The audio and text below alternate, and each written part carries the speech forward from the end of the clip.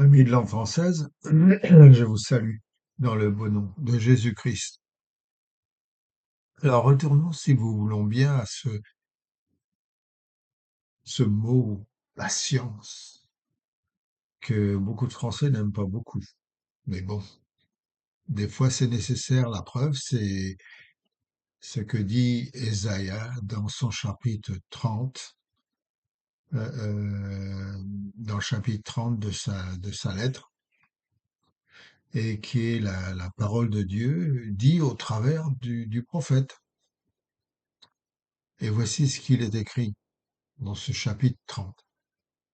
Et pourtant, l'Éternel attend le moment de vous faire sa grâce, et il se lèvera pour vous manifester sa compassion, car l'Éternel est un Dieu juste. Heureux tous ceux qui se confient en lui. Et alors vous allez voir une lettre aux politiciens d'Israël que Ésaïe a écrit. Voici ce qu'il dit. Ésaïe 30.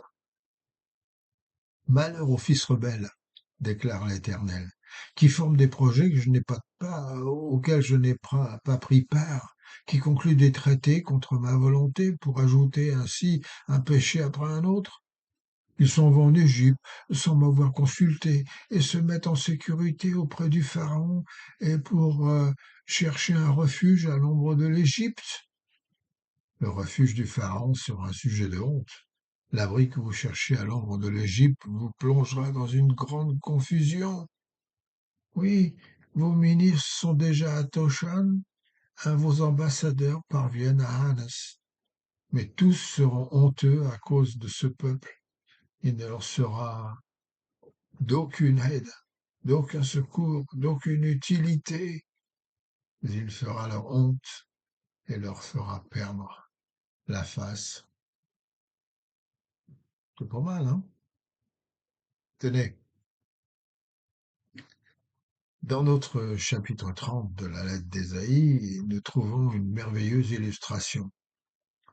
Shedna et les autres politiciens hébreux étaient extrêmement soucieux de former une grande coalition afin de s'opposer à la croissance des Assyriens qui avaient déjà commencé à mener la Samarie en captivité.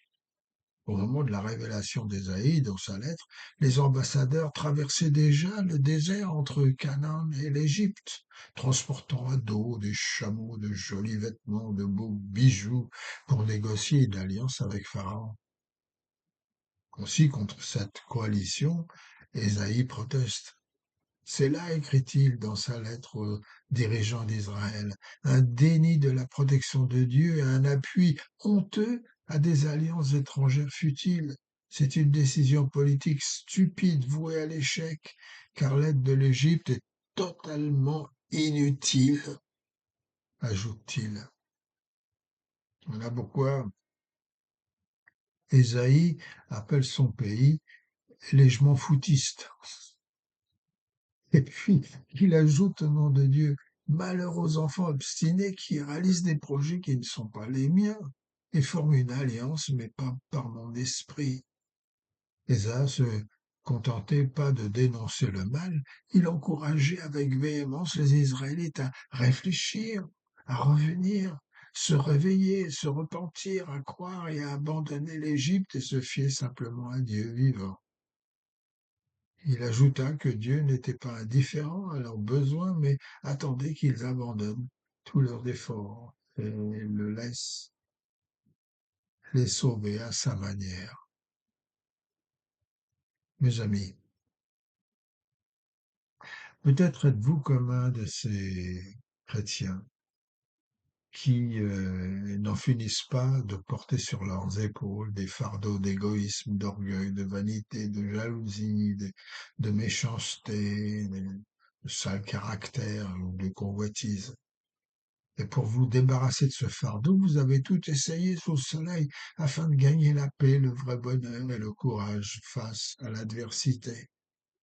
Vous êtes infligé des autopunitions Et pour réparer ce mal en vous, vous avez fait toutes sortes de bonnes œuvres possibles dans votre Église, à l'armée du salut, par exemple, en devenant soldat, vous joignant à la fanfare, à la chorale, à l'équipe évangélique, enfin, l'équipe sociale de votre poste. C'est très bien tout cela, mais à force d'agonie, de prière, de supplication, de remords et de lutte, vous n'avez réussi qu'à resserrer le nœud de votre vie.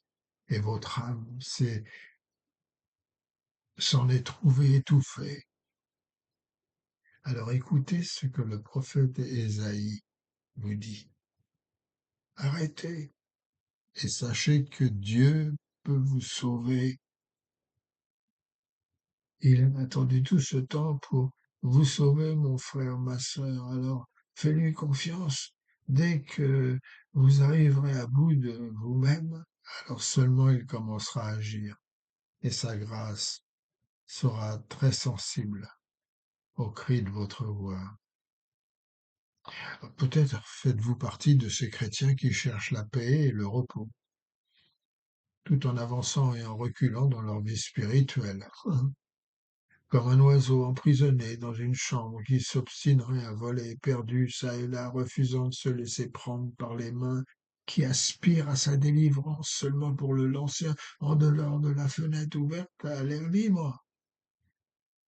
Vous voyez, tout le secret de votre vie réside dans ce mot cesser.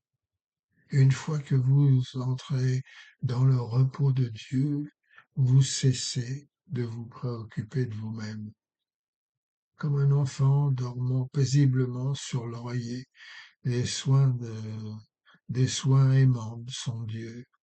Essayez donc de vous appuyer sur l'amour de Dieu, de vous reposer sur les tendres soins de votre Père céleste, et vous verrez la différence.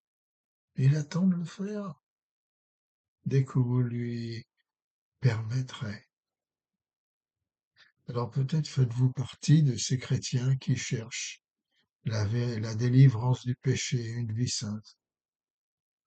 Sachez que Dieu désire vous délivrer du péché qui vous assaille. Il aspire à vous conduire à une vie pleinement consacrée, possédée par le Saint-Esprit. En fait, Dieu aspire à tirer le meilleur parti de chacun de nous.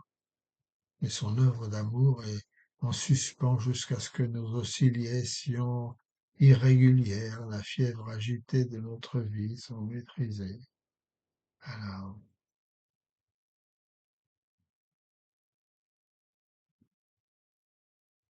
alors, la bénédiction viendra si vous le faites. C'est aussi simple que ça. Alors, mes amis, rappelez les ambassadeurs d'Égypte, rompez la coalition avec les gentils, retenez vos chameaux et brûlez vos gadgets sans valeur. Oubliez vos pensées et restez tranquille. Reposez-vous sur le Seigneur et attendez-le patiemment. T'excite pas, mon frère, ma sœur, fais silence en ton cœur, fais-toi tout petit et recherche le Seigneur ton Dieu. Il t'offrira sa grâce. C'est là sa méthode.